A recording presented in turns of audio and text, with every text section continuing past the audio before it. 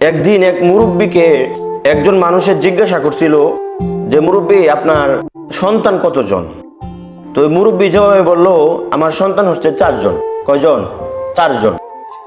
তো ওই লোকে বলল যে আপনার সন্তানগুলো কি করে, এই 4 জন সন্তান কি করে? তো মুরব্বী বলল আমার একটা সন্তান হচ্ছে ব্যারিস্টার, আর একটা সন্তান হচ্ছে ইঞ্জিনিয়ার। বলে তৃতীয় নাম্বার সন্তান হচ্ছে আমাদের থানার ওসি। বলল চতুর্থ নাম্বার সন্তান কি করে? ওই মুরব্বী জবাবে বলল চতুর্থ নাম্বার সন্তান চুরি করে, ও চোর। তো যে ব্যক্তি মুরব্বীকে প্রশ্ন করলো ওই ব্যক্তি বলতেছে যে আপনার 3টা সন্তান তো মাশাআল্লাহ ভালো, 4 নাম্বার সন্তানটা চুরি করে, ওরে ঘর থেকে বাইর করে দেন, ওকে ঘর থেকে বাহির করে দেন, ও তো চুরি করে আপনার সম্মান সবকিছু নষ্ট করে ফেলে। ওই মুরব্বী তখন জবাবে বলল যে বাবা, আমি আমার এই সন্তান চোর, যে ওকে যদি আমি ঘর থেকে বাহির করে দেই তাহলে আমরা খাবোই বা কি?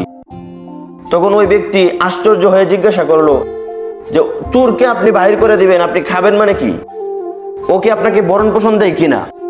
মুরব্বী বলল যে বাকি যে 3 জন আছে ওরা ওদের সন্তানাদি নিয়ে সুস্থ আছে, ওরা ওদের সন্তানাদিকে নিয়ে সুখে আছে, আমাদেরকে দেখে না। আর যে চুরি করে ও টাকা পয়সা দিয়ে আমাদেরকে হেল্প করে, আর আমরা তাকে বেঁচে থাকি। দেখো 4 নাম্বার যে সন্তানটা যে চুরি করে, ও চুরি করলেও ওর বাবাকে কি করে?